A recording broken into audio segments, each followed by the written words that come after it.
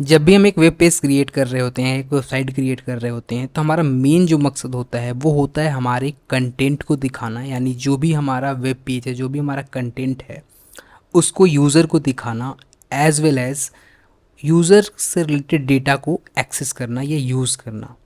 लेकिन उस डेटा को लेने के लिए जो हम यूज़ कर रहे होते हैं वो यूज़ कर रहे होते हैं फॉर्म। HTML में जो फॉर्म है उसके ज़रिए हम यूज़र से डेटा को ले रहे होते हैं। तो हम उस डेटा को कैसे अपने सर्वर साइट पे भेज रहे होते हैं या कैसे जावास्क्रिप्ट की मदद से हम उस फॉर्म के डेटा को एक्सेस कर रहे होते हैं, आज के इस वीडियो में हम उसी के बारे में जानने वाले हैं कि कैसे हम जावास्क्रिप्ट से फॉर्म के डेटा को एक्सेस कर सकते हैं। तो हम लोग बहुत अलग अलग वेबसाइटों को देखा है और हर एक वेबसाइट में एक न एक फॉर्म तो हमें देखने को मिल ही जाता है।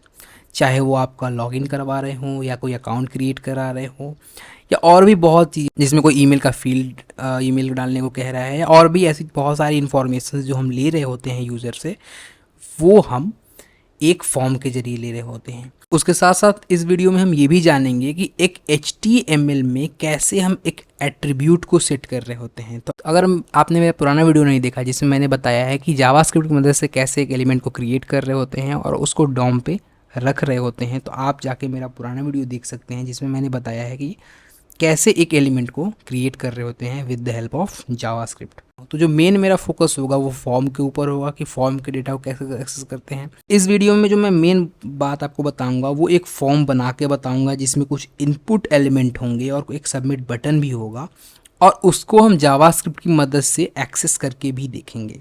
तो डॉक्यूमेंट देता है हमें एक फॉर्म जिसमें हमें फॉर्म का जो भी नाम रखते हैं, यानी जैसे यहाँ पे जो फॉर्म है उसका नाम है माई फॉर्म। इस नेम को यूज़ करके डॉक्यूमेंट के फॉर्म जो मेथड है उसमें हम इस पर्टिकुलर फॉर्म को एक्सेस कर रहे होते हैं, और इस फॉर्म को एक्सेस करने के बाद हम इस एलिमेंट को एक्सेस कर रहे होते हैं जिसमें एक इनपुट एलिमेंट है, जिसमें और भी मल्टीपल इनपुट एलिमेंट्स हो सकते हैं, वो सबको एक्सेस कर रहे होते हैं और इनकी वैल्यू को हम गेट कर रहे होते हैं। वैलिडेशन भी लगा सकता है इनकी वैल्यू पे, जैसे जो इनपुट कर रहा है यूज़र उसकी जो लेंथ है वो 10 के बराबर होनी चाहिए या वो ईमेल होना चाहिए। उसके बाद हम कैसे एक्सेस कर रहे होते हैं ये भी हम देखने वाले हैं यहाँ पे, कि डॉक्यूमेंट का जो फॉर्म मेथड है उसमें हम अपना फॉर्म का नाम लिख रहे होते हैं, उसके बाद जिस एलिमेंट को हम एक्सेस करना है उसे लिख रहे होते हैं, उसके बाद हम उसकी वैल्यू प्रॉपर्टी को यूज़ करके एक्सेस कर रहे हैं। तो ये सारी चीज़ें मैं कोडिंग में बताने वाला हूँ। उसके बाद जैसा कि मैंने बताया कि मैं एट्रीब्यूट के बारे में भी बात करने वाला हूँ, जिसमें हम कैसे अपने HTML के टैग्स के अंदर एट्रीब्यूट सेट कर सकते हैं। जैसे स्टाइल हमें कुछ सेट करना है, स्टाइल एक एट्रीब्यूट है, ID एक एट्रीब्यूट है, क्लास एक एट्रीब्यूट है। तो ये सारी चीज़ें अगर हमें एक पर्टिकुलर टैग में, जैसे यहाँ पे P टैग है, इसमें अगर हमें सेट करना है तो हम इसको कैसे जावास्क्रिप्ट के थ्रू चेंज कर सकते हैं या सेट कर सकते हैं। यहाँ पे एक मेथड है एलिमेंट का जो हमें मिल रहा होता है, जिसके ज़रिए हम अपने पर्टिकुलर टैग के अंदर एट्रीब्यूट को सेट कर रहे होंगे। किसी भी तरीके का एट्रीब्यूट हो सकता है, चाहे वो स्टाइल एट्रीब्यूट हो सकता है, ID हो सकता है, क्लास हो सकता है, और किसी भी तरीके का और भी एट्रीब्यूट हो सकता है। चलते हैं अपने कंप्यूटर स्क्रीन पे और कोडिंग के जरिए हम एक ही चीज़ को यहाँ पे हम समझते हैं कि कैसे हम इसको यूज़ कर रहे होंगे। तो यहाँ पे हम आ गए हैं अपने कोड एडिटर पे, जिसमें मैंने एक फॉर्म बनाया हुआ है जो कि एक बेसिक फॉर्म है, जिसके अंदर केवल और केवल 2 एलिमेंट्स हैं, जो कि यहाँ पे ब्राउज़र पे आप देख सकते हो। उसके बाद एक सिंपल सबमिट बटन है जो कि हम इनपुट बॉक्स में टेक्स्ट लिखेंगे, उसको ये सबमिट करेगा। तो अगर हमें एक्सेस करना है इस फॉर्म की वैल्यू को, तो जावास्क्रिप्ट का जो डॉक्यूमेंट ऑब्जेक्ट है वो हमें एक प्रॉपर मेथड दे रहा होता है जिसका नाम है फॉर्म्स, जिसके जरिए हम इस पर्टिकुलर फॉर्म के डेटा को एक्सेस कर रहे होंगे। तो यहाँ पे हमने स्क्रिप्ट टैग लिख लिया है ऑलरेडी, और स्क्रिप्ट टैग के अंदर हमें इस पर्टिकुलर फॉर्म की वैल्यू को एक्सेस करना है, तो हमें सिंपली लिखना होगा डॉक्यूमेंट डॉट फॉर्म्स। उसके बाद हमें देना होगा इस फॉर्म का नाम। जैसे यहाँ पे जो मेरे फॉर्म का नाम है वो है माई फॉर्म, तो यहाँ पे हम देते हैं माई फॉर्म। तो ये जो हमें रिटर्न कर रहा होता है वो रिटर्न कर रहा होता है पूरा का पूरा फॉर्म। तो अगर मैं आपको दिखाऊं कंसोल करके, तो यहाँ पे मैं लिख दूँ ए फॉर्म, और मैं इस फॉर्म को कंसोल करके आपको दिखाता हूँ।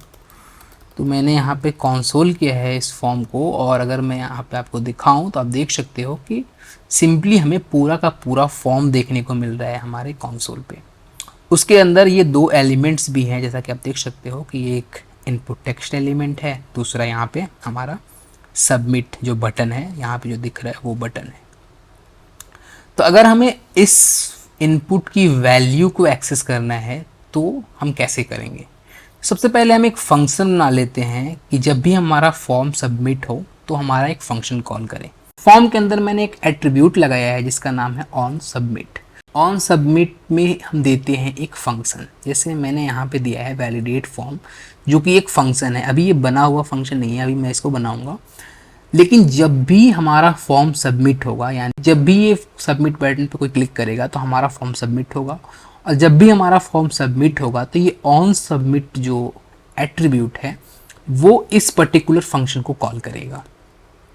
तो हम सबसे पहले इस फंक्शन को बना लेते हैं, उसके बाद हम देखते हैं कैसे हम इस वैल्यू को एक्सेस करते हैं। तो एक फंक्शन यहाँ पे मैं लिख देता हूँ, फंक्शन कीवर्ड, और उसके बाद वैलिडेट फॉर्म मैंने यहाँ पे लिख लिया। अब ये कोई पैरामीटर नहीं लेता तो मैं यहाँ पे हटा देता हूँ, और मैं सिंपली इस पर्टिकुलर फॉर्म को इसके अंदर रख देता हूँ। तो यहाँ पे मैंने इसके अंदर रख दिया इस फॉर्म को।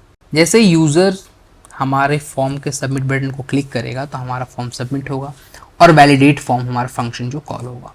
वैलिडेट फॉर्म जो फंक्शन कॉल होगा तब उसके अंदर की लाइन ऑफ कोड चलना स्टार्ट हो जाएगी। तो यहाँ पे डॉक्यूमेंट डॉट फॉर्म से तो हम पूरी की पूरी फॉर्म को एक्सेस कर पा रहे हैं। अगर हमें डॉक्यूमेंट के फॉर्म के अंदर के इनपुट एलिमेंट को एक्सेस करना है तो उसके लिए हमें उस पर्टिकुलर इनपुट एलिमेंट का नेम को यूज़ करना होगा। तो आप देख सकते हो कि मैंने एक यहाँ पे इनपुट लिया हुआ है जिसका जो टाइप है वो टेक्स्ट है, और जिसका यहाँ पे नेम मैंने सिंपली नेम रख लिया है।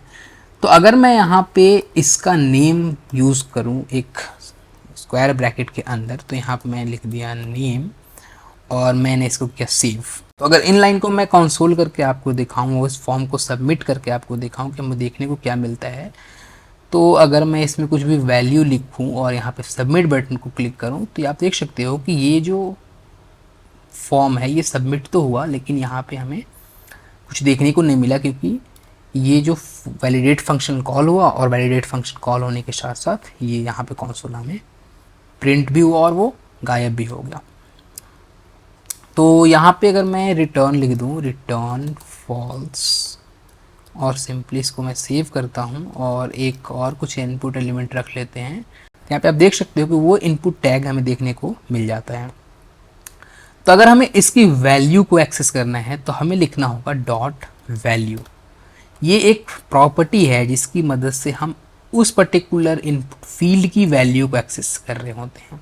जैसे ही मैंने डॉक्यूमेंट डॉट फॉर्म लगाया, उसके बाद अपने फॉर्म का नाम लिखा, और उसके बाद मैंने उस पर्टिकुलर एलिमेंट को टारगेट किया जिसकी वैल्यू हमें एक्सेस करना है, और उस पर्टिकुलर एलिमेंट के ऊपर मैंने वैल्यू प्रॉपर्टी लगाई जिसकी वजह से हमारा जो फॉर्म की वैल्यू है वो हमें देखने को मिल जाएगा।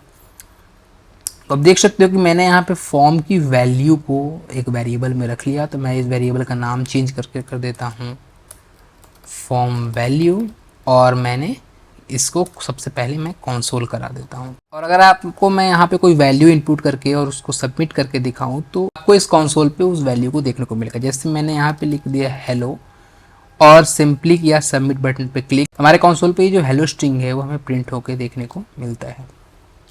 तो इसी तरीके से हम किसी भी इनपुट एलिमेंट की वैल्यू को एक्सेस कर रहे होते हैं। तो फॉर एग्जांपल अगर मैं यहाँ पे और भी मल्टीपल एलिमेंट को रख दूँ, जैसे इसी एलिमेंट को कॉपी कर लेता हूँ और उसके बाद मैं पेस्ट कर देता हूँ, तो उसके बाद मैं यहाँ लिख देता हूँ ईमेल एंड देन मैं लिख देता हूँ पासवर्ड। तो अगर हमें किसी भी एलिमेंट की वैल्यू को एक्सेस करना है तो हमें सिंपली पहले तो हम उस फॉर्म का नाम लिखेंगे, जैसे यहाँ पे नेम लिखा हुआ है ऑलरेडी, उसके बाद उस पर्टिकुलर एलिमेंट का नाम लिखेंगे।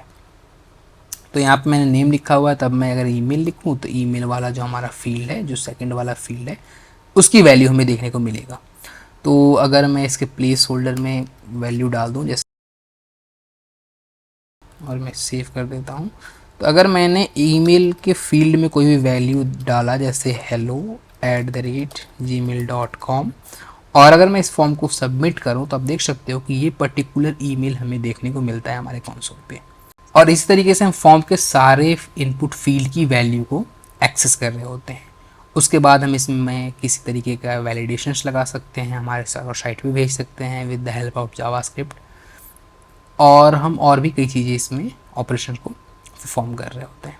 अब हम जान लेते हैं कैसे एक HTML के एलिमेंट में किसी भी एट्रीब्यूट को सेट कर सकते हैं। तो इसके लिए सबसे पहले हमें गेट करना होगा एक पर्टिकुलर एलिमेंट को। जैसे यहाँ पे एक p टैग है, इसको सबसे पहले हमें गेट करना होगा। तो अगर आपने गेटिंग और क्रिएटिंग का वीडियो नहीं देखा कि कैसे हम एक पर्टिकुलर HTML के टैग को गेट करते हैं और एक क्रिएट करते हैं, तो आप मेरा पुराना वीडियो देख सकते हो जिसमें मैंने ये डिटेल में डिस्कस किया है।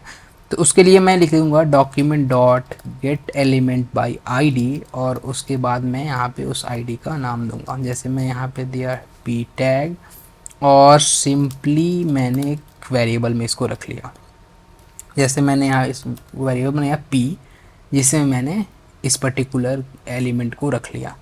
तो इसको मैंने ID से एक्सेस किया है, तो ये यहाँ पे केवल और केवल एक ही एलिमेंट आएगा। तो मैं इसके जरिए डायरेक्ट इसके एट्रीब्यूट को सेट कर सकता हूँ।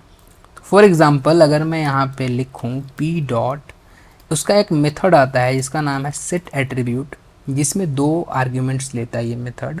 पहला आर्ग्यूमेंट होता है इसका, वो होता है एट्रीब्यूट का नाम, और दूसरा आर्ग्यूमेंट होता है उसकी वैल्यू। फॉर एग्जांपल अगर मैं स्टाइल आर्ग्यूमेंट सेट कर रहा हूँ, तो पहला जो आर्ग्यूमेंट होगा वो होगा स्टाइल। तो यहाँ पे मैंने लिख दिया स्टाइल, और जो सेकंड आर्ग्यूमेंट होगा वो होगा हमारा उसकी वैल्यू। तो जैसे यहाँ पे मैंने लिख दिया बैकग्राउंड कलर,